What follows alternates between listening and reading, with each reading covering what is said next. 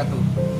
Nama saya Kian Din Wisnurutama, serta Laksa dari Angkatan 12 di Kementerian Agraria dan Tata Ruang. Saya akan menjelaskan tentang manajemen ASN, pelayanan publik, dan World of Government.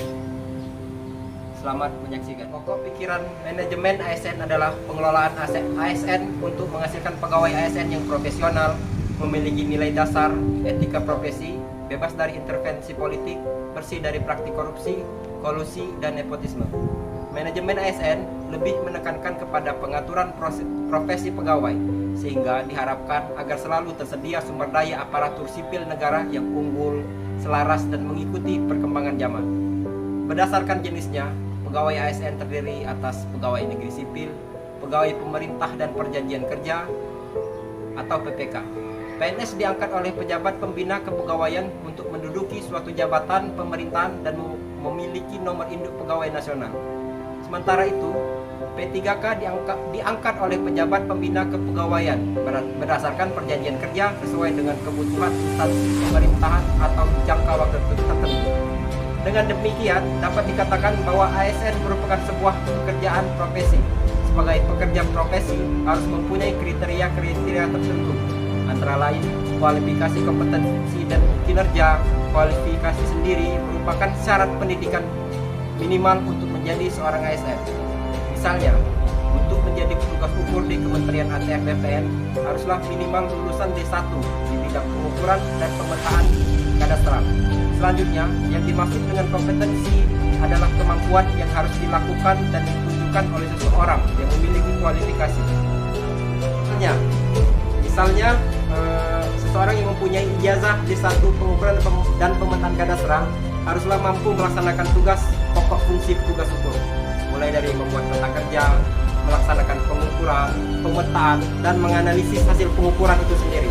Sedangkan kinerja adalah bentuk unjuk kerja atau performa ASN dalam bekerja. Dalam menjalankan tupoksinya dapat diukur melalui tingkat produktivitas kerja, kedisiplinan kerja, ketuntasan pekerjaan, keakuratan, serta melakukan pelayanan prima terhadap masyarakat.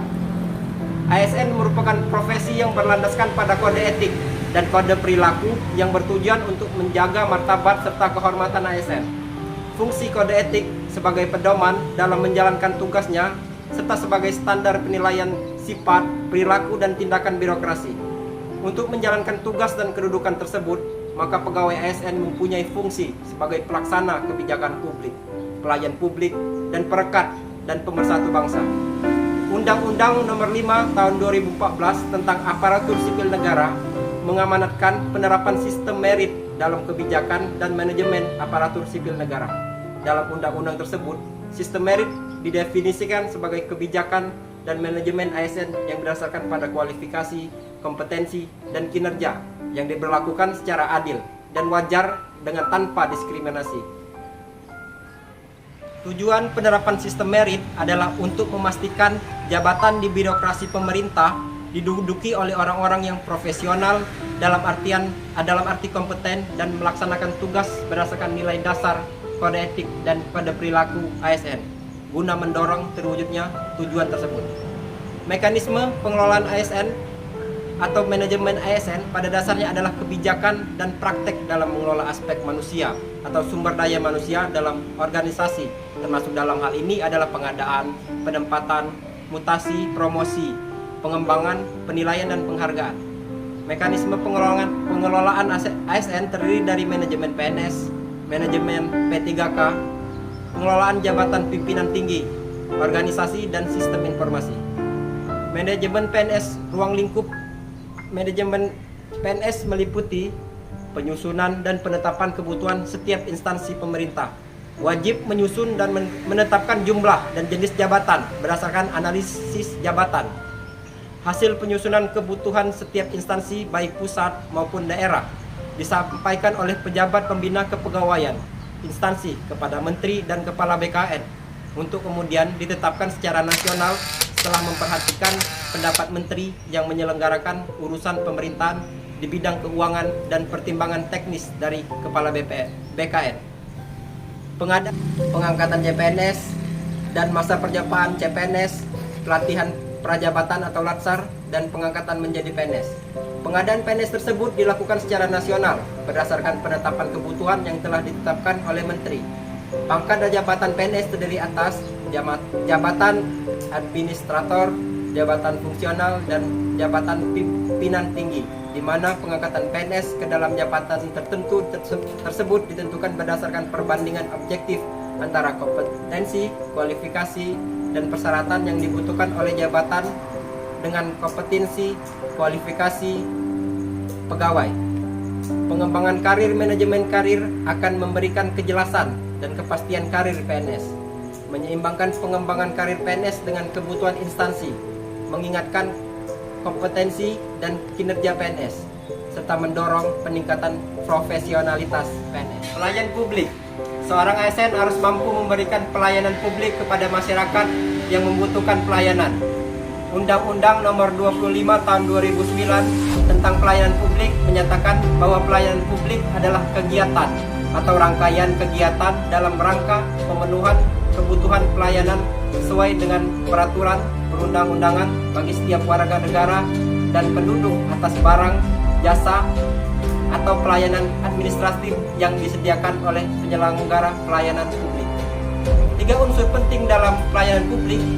Yang pertama, organisasi penyelenggara pelayanan publik. Kedua, penerima layanan atau pemohon, yaitu orang, masyarakat, atau organisasi yang berkepentingan. Ketiga, kepuasan yang diberikan dan atau diterima oleh penerima layanan. Dalam hal ini di Kementerian ATR BPN adalah pemohon. Dalam melaksanakan pelayanan publik, penting menerapkan etiket. Etiket pelayanan bertujuan untuk menciptakan keakraban, keramah tamahan, dan menjaga sopan santun pelayanan.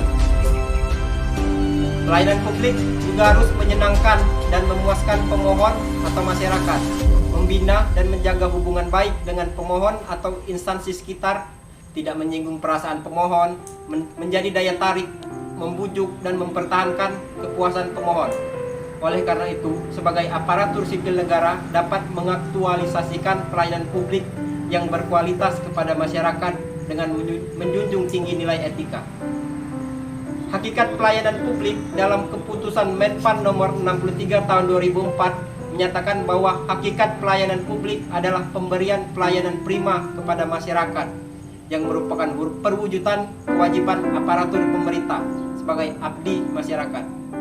Penyelenggaraan pelayanan publik perlu memperhatikan dan menerapkan prinsip, standar, pola penyelenggaraan, pelayanan khusus, biro jasa pelayanan, tingkat kepuasan masyarakat, pengawasan penyelenggara, penyelesaian pengaduan sengketa, serta evaluasi kinerja penyelenggara pelayanan publik, biaya, pelayanan bagi penyandang cacat, lanjut usia, wanita hamil, dan balita. Dari beberapa pengertian pelayanan publik dapat disimpulkan sebagai pemberian layanan atau melayani keperluan orang atau masyarakat atau organisasi lain yang mempunyai kepentingan pada organisasi itu sesuai dengan aturan pokok dan tata cara yang ditentukan dan ditujukan untuk memberi kepuasan kepada penerima pelayanan. Praktik pelayanan publik merupakan tuntutan untuk ATR BPN agar berkinerja lebih tinggi untuk mewujudkan pelayanan yang lebih baik kepada masyarakat, baik mengenai persyaratan prosedur, waktu maupun biaya layanan, serta terwujudnya transparansi dan akuntabilitas layanan. Maka seharusnya kantor pertanahan di seluruh Indonesia menciptakan inovasi-inovasi sebagai contoh seperti pelayanan permata, loket prioritas, rumah layanan, weekend service, dan layanan Car Free Day. 9 prinsip pelayanan publik yang baik untuk mewujudkan pelayanan prima adalah partisipatif, transparan, responsif, non-diskriminatif, mudah dan murah, efektif dan efisien, aksesibel, akuntabel, dan berkeadilan. WOG, World of Government, merupakan sebuah pendekatan penyelenggaraan pemerintah yang menyatukan upaya-upaya kolaboratif pemerintah dari keseluruhan sektor dalam ruang lingkup koordinasi yang lebih luas guna mencapai tujuan pembangunan kebijakan, manajemen program, dan pelayanan publik. Semakin meningkatnya kebutuhan masyarakat terhadap pelayanan publik serta semakin kritisnya masyarakat terhadap birokrasi, maka masyarakat terus menginginkan pelayanan yang cepat, aman, dan nyaman. Belum lagi masalah internal organisasi yang tak kunjung mengalami perubahan, perilaku pelayanan yang buruk telah mendarah daging, ego sektoral baik internal maupun antar instansi dalam satu lingkaran pemerintah, daerah ataupun antar kementerian menambah kompleks pelayanan menuju prima. Faktor ego sektoral tercermin pada banyaknya kebijakan-kebijakan yang lahir. Kebijakan-kebijakan yang lahir guna mendukung pelaksanaan tugas dan fungsinya, sehingga banyak terbitan aturan yang satu sama lain tumpang tindih dan tidak selaras. Setiap sektor baik tingkat pusat maupun daerah di Indonesia, maka diperlukan pelayanan dengan pendekatan whole of government dengan prinsip kolaborasi dan prinsip satu tujuan, sehingga latar dalam pelayanan dapat mengacu asas efektif dan efisien.